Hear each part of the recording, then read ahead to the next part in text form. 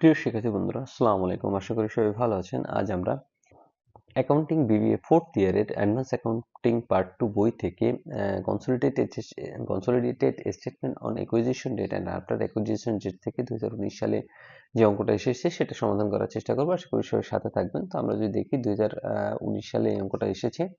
তো এই চ্যাপ্টারের অঙ্ক করার ক্ষেত্রে আমাদের মূলত প্রধানত পার্টটা ওয়ার্কিং করা লাগে, তারপর একটা কনসোলিডেটেড ব্যালেন্স শিট করা লাগে। তো আমরা চলেন কোনো কথা না বাড়িয়ে ডাইরেক্ট অঙ্কে চলে যাই। তো আমাদের প্রথমে কোন ওয়ার্কিং করা লাগবে? প্রথম হচ্ছে ratio of holding and minority.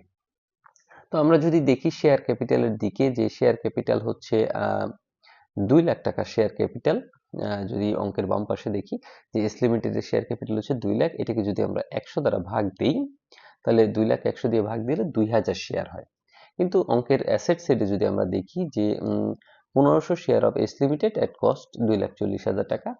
তার মানে এইচ লিমিটেড যে হোল্ডিং কোম্পানি, সে এস লিমিটেডের 1500 শেয়ার কিনে নিয়েছে, যেহেতু তার শেয়ার ছিল কত 2000। কিভাবে 2000 পেলাম? আমরা যদি 2 লাখ 100 দিয়ে ভাগ দিই তাহলে 2000 হয়।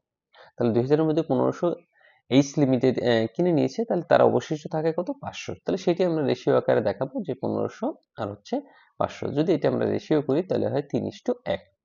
এরপর আমরা করব হচ্ছে এখান থেকে current year profit, calculation of current year profit. কিভাবে কারেন্ট ইয়ার প্রফিট করব চলেন আমরা দেখি। যে আমরা যদি শুরুতে অঙ্কটা পড়ি, the profit and loss account of S limited showed a credit balance of টাকা 60,000 অন 1 জানুয়ারি 2019। মানে এস লিমিটেডের বছরের শুরুতেই প্রফিট আছে কত 60,000 টাকা। এরপর যদি আমরা চলে যাই যে প্রফিট অ্যান্ড লস অ্যাকাউন্টে, এবং এস লিমিটেডের যদি দেখা যায় তাহলে আছে কত 90,000 টাকা। তাহলে এই যে ব্যালেন্স শিট, এটা হচ্ছে বছরের শেষের, এবং আমাদের বছরের শুরুর ব্যালেন্স দেওয়া ছিল কত 60,000 টাকা, এবং বছরের শেষে কত আছে 90,000 টাকা। তার মানে কি বোঝা যায়? বছরের শুরুতে আপনার কাছে ছিল 60,000 টাকা, বছরের শেষে আপনি দেখতেছেন আপনার কাছে টাকা আছে কত 90,000। তাহলে কারেন্ট ইয়ার প্রফিট কত হয়? হিসাব করলে কারেন্ট ইয়ার প্রফিট হয় 30,000 টাকা। কিন্তু এর পরবর্তীতে যদি আমরা দেখি যে a dividend of 15% was paid in October 2019 for the year 2018। মানে 2018 সালের যে ডিভিডেন্ডটা সেটা 2019 সালের অক্টোবরে পরিশোধ করা হয়েছে। কত পরিশোধ করছে? 15%। আমরা বলেছি যে এই বছরের ডিভিডেন্ড যদি এই বছরই পরিশোধ করা হয় তাহলে সেটার কাজ করার লাগে না। কিন্তু যদি পিছনের বছরের ডিভিডেন্ড এই বছরই পরিশোধ করা হয় তাহলে আমাদের কি করতে হবে? এই বছরের প্রফিট থেকে সেই ডিভিডেন্ডটাকে বাদ দিতে হবে। তাহলে আমরা এটা সমাধান করি যে প্রফিট অন 31 ডিসেম্বর কত আছে 90,000। কোথায় পেলাম আমরা 90,000? এই যে এখানে 90,000 আছে। এরপর এখান থেকে বাদ দিব কি আমাদের 1 জানুয়ারিতে যে প্রফিট ছিল। তাহলে 1 জানুয়ারিতে আমাদের প্রফিট আছে কত? 1 জানুয়ারিতে প্রফিট আছে 60,000 টাকা। কিন্তু এটা তো পিছনের বছরের প্রফিট। তাহলে পিছনের বছরের প্রফিট থেকে পিছনের বছরের ডিভিডেন্ড আমরা একটু বাদ দিয়ে দিই। তাহলে ডিভিডেন্ড কত হবে? কত ধরতে বলেছে? 15% ধরতে বলেছে। তাহলে 15% ধরলে আমাদের আসলে শেয়ার কত? আমরা যদি শেয়ারের দিকে তাকাই, তাহলে আমাদের শেয়ার আছে কত 2 লাখ টাকা। তাহলে 2 লাখের যদি 15% দেই, কারণ ডিভিডেন্ড তো আসলে শেয়ারের টাকার উপরই হয়, তাহলে 2 লাখের 15% দিলে হয় হচ্ছে 30,000। তাহলে এই 60,000 থেকে 30,000 বাদ দিলে আমার থাকে কত 30,000 টাকা। তাহলে 90,000 থেকে যদি এই পিছনের বছরের প্রফিটটাকে বাদ দিই তাহলে আমাদের আসে কত কারেন্ট ইয়ার প্রফিট 60,000 টাকা। আশা করি ব্যাপারটা বুঝতে পারছেন। চলেন আমরা এরপর পরবর্তী ওয়ার্কিং ক্যাপিটাল প্রফিটে চলে যাই। তাহলে ক্যাপিটাল প্রফিট আমরা বলেছি কি আমাদের জেনারেল রিজার্ভ যাবে এবং পিছনের বছরে প্রফিট যাবে। তাহলে জেনারেল রিজার্ভ আমরা নিলাম। জেনারেল রিজার্ভ কত আছে 70,000 টাকা। কোথায় পেলাম আমরা? এই যে জেনারেল রিজার্ভ কার্ডটা এস লিমিটেডেরটা কত আছে 70,000 টাকা। তাহলে আমরা 70,000 নিলাম।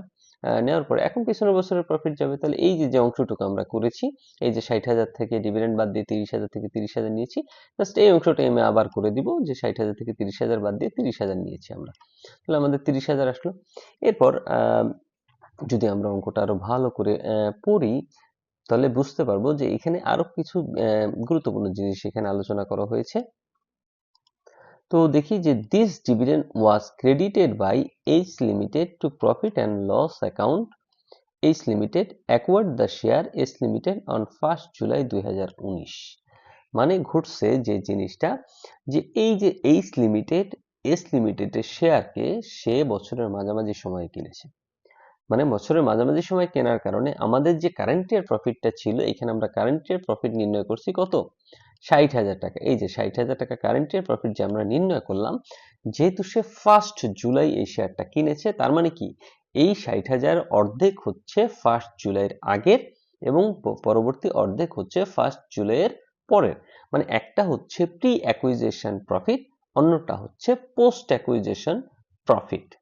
তো এখানে যদি আপনারা দেখাতে চান দেখাতে পারেন, বাট এটা দেখানো গুরুত্বপূর্ণ না। তো আমরা বলেছি কি এই যে 60,000 টাকা হয়েছে, যেহেতু শেয়ারটা 1 জুলাইতে কেনা হয়েছে, তাইলে এই অর্ধেক মানে 60,000-এর অর্ধেক 30,000 হচ্ছে প্রি অ্যাকুইজিশন মানে বছরের শুরুর প্রফিট, এবং পরের অর্ধেক হচ্ছে পোস্ট অ্যাকুইজিশন বছরের শেষের প্রফিট। তাহলে আমাদের যা বলেছি যে ক্যাপিটাল প্রফিট যদি আমরা নির্ণয় করতে যাই, ক্যাপিটাল প্রফিট নির্ণয় করতে গেলে আমাদের অবশ্যই পিছনের জিনিস নিতে হবে। তাহলে এই 60,000-এর 30,000 কি প্রি অ্যাকুইজিশন প্রফিট, তাহলে এর অর্ধেক আমাকে নিতে হবে। তাহলে আমরা নিলাম যে half of current year profit, এটা প্রি অ্যাকুইজিশন প্রফিট কত, 30,000, এই 60,000-এর অর্ধেক 30,000 টাকা।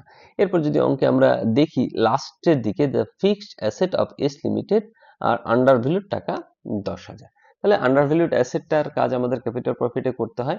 এটাকে আমরা যোগ করব যে under valued of fixed asset, এটা অবমূল্যায়ন করা হয়েছে, এখন মূল্যায়ন করতে হবে কত টাকা, 10,000 টাকা। তাহলে সবগুলোকে যোগ করলে হয় 1,40,000 টাকা। তাহলে আমরা জানি 3 নাম্বার এবং 5 নাম্বারকে আমাদের কি করতে হয়, টাকাকে ভাগ করে দিতে হয়। এই যে আমাদের রেশিও আছে 3:1। তাহলে শেয়ার অফ হোল্ডিং এ যাবে 4-এর 3 এবং শেয়ার অফ মাইনরিটিতে যাবে 4-এর 1, মানে 3 আর 1 যোগ করলে 4 হয়। তাহলে আমাদের 1,05,000 হলো এবং 35,000 হলো। এরপর 4 নম্বর ওয়ার্কিং করব আমরা। 4 নম্বর ওয়ার্কিং আমাদের করা লাগে গুডউইল অর ক্যাপিটাল রিজার্ভ। তাহলে প্রথমেই আমরা পেইড ভ্যালু নির্ণয় করি 1500 শেয়ারের। এই যে 1500 শেয়ার আমার ছিল, তাহলে এক একটার দাম কত টাকা, এক একটার দাম ছিল 100 টাকা। তাহলে 1500 গুণ 100 দিলে হয় 1,50,000 টাকা। এর সাথে ক্যাপিটাল প্রফিট যোগ হবে, এইমাত্র নির্ণয় করলাম আমরা 1,05,000। এবং এর থেকে কি যাবে, ডিভিডেন্ড বাদ যাবে। ডিভিডেন্ড বাদ যাবে, আমাদের যে ডিভিডেন্ড নির্ণয় করেছিলাম, এই যে ডিভিডেন্ড কত টাকা হয়েছিল, ডিভিডেন্ড 30,000, কিন্তু বাদ যাবে হচ্ছে শুধু হোল্ডিং এর অংশটুকু। তাহলে হোল্ডিং এর অংশ কত, 4-এর 3। তাহলে এই যে অ্যাড ডিভিডেন্ড 30,000, 4-এর 3 কত হয়, 22,500। তাহলে আমরা যদি সবগুলোকে যোগ করি 2,77,500 হয়। এর থেকে আমরা বাদ দিব কি, কস্ট প্রাইস। কোথায় পাবো আমরা কস্ট প্রাইস, কস্ট প্রাইস এই যে আমরা 1500 শেয়ার অ্যাসেট সাইডে আসি, যদি 1500 শেয়ার কত টাকা কিনেছিলাম, 2,40,000 টাকায় কিনেছিলাম। তাহলে এটাকে আমরা বাদ দিব, তাহলে 2,40,000 টাকা আমরা যদি বাদ দিই, তাহলে আমাদের প্লাস টাকা আসে। তাহলে প্লাস হলে ক্যাপিটাল রিজার্ভ হয়, যদি মাইনাস হইতো তাহলে গুডউইল হইতো। তাহলে 4 নম্বর ওয়ার্কিং শেষ। এখন চলেন আমরা 5 নম্বর ওয়ার্কিং করি, রেভিনিউ প্রফিট। রেভিনিউ প্রফিটটা কি, কারেন্ট ইয়ার প্রফিট। এখন আমরা কারেন্ট ইয়ার প্রফিট দেখতে পাচ্ছি 60,000, কিন্তু সমস্যাটা হচ্ছে 60,000-এর অর্ধেক হচ্ছে আমরা প্রি অ্যাকুইজিশন ধরছি, মানে 1 জুলাই যে শেয়ারটা অর্জন করেছিল তার আগের প্রফিট, এবং পোস্ট অ্যাকুইজিশন হচ্ছে 30,000। তাহলে এই রেভিনিউ প্রফিট হবে পোস্ট অ্যাকুইজিশনেরটা, মানে শেয়ার অর্জন করার পরেরটা। তাহলে কত, 30,000 টাকা। এটাকে আমরা ভাগ করে দেবো share of holding, share of মাইনরিটিতে। কত, 4-এর 3, 4-এর 1। এরপর আমরা 6 নম্বর ওয়ার্কিং করবো মাইনরিটি ইন্টারেস্ট। মাইনরিটি ইন্টারেস্ট মানে মাইনরিটির অংশটুকু। তাহলে মাইনরিটির শেয়ার ছিল কত, 500 শেয়ার। তাহলে 500, এক একটা শেয়ার দাম কত, 100 টাকা। তাহলে কত হয়, 50,000 টাকা। এর সাথে আমরা যোগ করবো ক্যাপিটাল প্রফিট। কোথায় আমরা ক্যাপিটাল প্রফিট পাবো, আমরা 3 নম্বর ওয়ার্কিং, এই যে ক্যাপিটাল প্রফিট মাইনরিটির অংশটুকু করে রেখেছি কত টাকা, 35,000 টাকা। তাহলে এটা আমরা যোগ দিলাম ক্যাপিটাল প্রফিট 35, এবং এর সাথে যোগ হবে রেভিনিউ প্রফিট। কোথায় পাবো রেভিনিউ প্রফিট, এই যে আমরা 5 নম্বরে করে রেখেছি কত, 7,500 টাকা। তাহলে আমরা রেভিনিউ প্রফিট করলাম 7,500, কত হলো, 92,500। এরপর 7 নম্বর আমরা করব হচ্ছে আনরিয়ালাইজ প্রফিট। চলেন আমরা অঙ্ক করি যে আনরিয়ালাইজ প্রফিটটা কিভাবে করব। তো আমরা যদি অঙ্কের নিচের দিকে চলে আসি, যে এখান থেকে included the creditors of S Limited 20,000 for goods supplied by S Limited, include the stock of S Limited goods value of 10,000 which are supplied by S Limited, profit 20% on cost। মানে একজন একজনকে পণ্য সরবরাহ করছে 20,000 টাকার, কিন্তু 20,000 টাকার মধ্যে এখনো 10,000 টাকার পণ্য রয়ে গেছে এস লিমিটেডের, কার ভিতরে, এস লিমিটেডের ভিতরে, যেটা 25% কস্টে সে বিক্রয় করেছিল। তাহলে আমরা জানি 25% কস্টে বিক্রয় করলে কিভাবে নির্ণয় করতে হয়, আনরিয়ালাইজ প্রফিট উপরে 25, নিচে 125 দিলেই হয়ে যায়। তাহলে কথা হয় 2,000 টাকা। এরপর আমাদের অঙ্কের last working, profit and loss account of holding company. তাহলে কিভাবে নির্ণয় করতে হয়, আমরা চলেন অঙ্কে দেখি যে প্রফিট অ্যান্ড লস অ্যাকাউন্ট কত ছিল। প্রফিট অ্যান্ড লস অ্যাকাউন্ট ছিল 1,10,000 টাকা। তাহলে 1,10,000 টাকা, এর সাথে যোগ হবে রেভিনিউ প্রফিট। কোথায় পাবো আমরা, এই যে আমরা এইমাত্র রেভিনিউ প্রফিট করেছি কত টাকা, 22,500 টাকা হয়েছিল। তাহলে আমরা রেভিনিউ প্রফিটটাকে যোগ দিব, তো রেভিনিউ প্রফিট কত 22,500 এবং এর থেকে ডিভিডেন্ড বাদ দিব। কোথায় ডিভিডেন্ড পেলাম, আমরা এই যে গুডউইলটা করে রেখেছি, গুডউইলে যে ডিভিডেন্ডটা আমরা বাদ দিয়েছি কত টাকা 22,500 টাকা যোগ করেছিলাম, এইটা এখন কি করতে হবে প্রফিট অ্যান্ড লস অ্যাকাউন্ট থেকে বাদ দিয়ে দিতে হবে। তাহলে আমরা 22,500 টাকা কি করলাম বাদ দিলাম এবং লাস্টে বাদ যাবে আনরিয়ালাইজড প্রফিট কত টাকা 2,000 টাকা। তাহলে আমাদের অ্যাডজাস্টেড প্রফিট কত হলো 1,08,000 টাকা। এরই মাধ্যমে আমাদের 8টা ওয়ার্কিং আমরা কমপ্লিট করতে পেরেছি। এখন আমরা যদি ব্যালেন্স শিটে খুব সুন্দরভাবে সম্পাদন করি তাহলে আমাদের অঙ্কটা শেষ হয়ে যাবে। প্রিয় শিক্ষার্থী বন্ধুরা, ন্যাশনাল ইউনিভার্সিটির বিবিএ এমবিএ সকল সাবজেক্টের পরবর্তীতে আপডেট পেতে এই ভিডিওটিতে লাইক করুন, চ্যানেলটি সাবস্ক্রাইব করুন এবং বেল বাটনে ক্লিক করে রাখুন। তাহলে আমরা ব্যালেন্স শিটের একটা ছক কাটবো, consolidated balance sheet of holding company and subsidiary company. তাহলে প্রথমে আমরা নিব শেয়ার ক্যাপিটাল, একটা শিরোনাম দেব শেয়ার ক্যাপিটাল লিখবো কত আছে শেয়ার ক্যাপিটাল, এটা তো আমরা কাজ করেছি, কত আছে 5 লাখ টাকা। তাহলে আমরা 5 লাখ টাকা দিলাম। এরপর আমরা একটা শিরোনাম দেব রিজার্ভ অ্যান্ড সারপ্লাস। তো প্রথম নিব জেনারেল রিজার্ভ, কত টাকা ছিল 1,20,000 টাকা। তাহলে জেনারেল রিজার্ভ আমরা নিলাম 1,20,000 এবং ক্যাপিটাল রিজার্ভ হয়েছিল আমার অঙ্কে 4 নম্বর ওয়ার্কিং কত টাকা 37,500। তাহলে ক্যাপিটাল রিজার্ভ নিব আমরা, যেহেতু রিজার্ভ অ্যান্ড সারপ্লাস শিরোনাম দিয়েছি, সমস্ত রিজার্ভ যাবে কত টাকা 37,500 এবং পরবর্তীতে যাবে প্রফিট অ্যান্ড লস অ্যাকাউন্ট। এই যে এইমাত্র আমরা 1,08,000 টাকা যেটা নির্ণয় করলাম, তাহলে প্রফিট অ্যান্ড লস অ্যাকাউন্ট 8 নম্বর ওয়ার্কিং এ। এরপর আমরা শিরোনাম দেব কারেন্ট লাইবিলিটিস। চলেন কি কি আছে কারেন্ট লাইবিলিটিস। তাহলে ক্রেডিটর্স আছে কত টাকা 80,000 আর 50,000। তাহলে ক্রেডিটর্স 80,000 আর 50,000 যদি যোগ করি 1,30,000 হয়। এখন আমরা এই যে পণ্য নিয়েছিলাম 20,000 টাকার, এটা ইন্টার ট্রানজাকশন হবে, এটা ডেবিটর্স থেকেও বাদ যাবে আবার ক্রেডিটর্স থেকেও বাদ যাবে। তাহলে ইন্টার ট্রানজাকশন আমরা বাদ দিলাম কত 20,000 টাকা, তাহলে কত হয় 1,10,000 টাকা। এরপর যদি দেখি যে বিলস পেয়েবল আছে কত টাকা 40,000 টাকা। তাহলে বিলস পেয়েবলটা যদি আমরা দেখি যে আমরা লিখবো বিলস পেয়েবল কত টাকা 40,000 টাকা।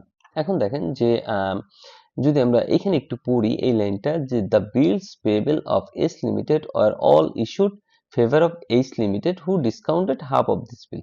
মানে এইখানে বিলটা যদি পুরোই ভাঙাই ফেলতো তাহলে আমরা কাজ করতাম না, কিন্তু যেহেতু হাফ অফ দ্য বিল মানে অর্ধেক বিলটা ভাঙাইছে, তাহলে আমাদের অর্ধেক এখানে কি করতে হবে ভাঙাই দিতে হবে।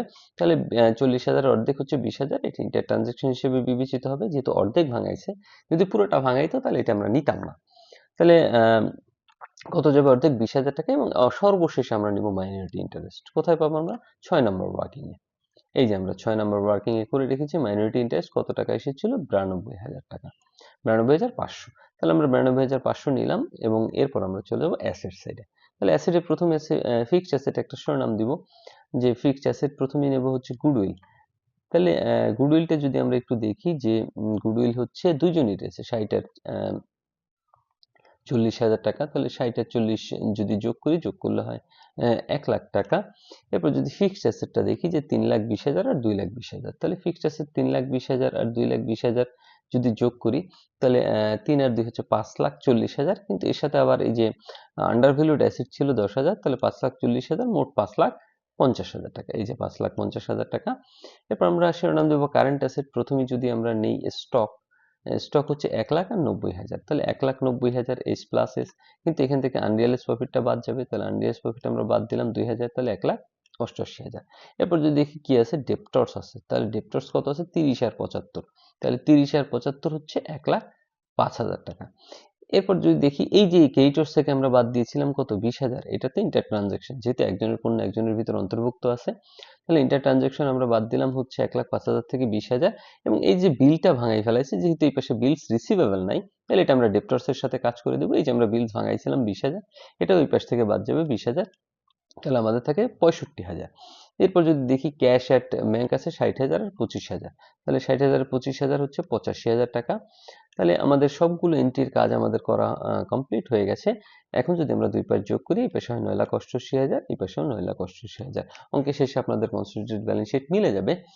তো এই ছিল অঙ্কের সমাধান। আশা করি সবাই বুঝতে পারছেন। যদি কোনো জায়গায় কোনো বুঝতে অসুবিধা হয় বা প্রশ্ন থাকে অবশ্যই কমেন্ট বক্সে কমেন্ট করতে ভুলবেন না।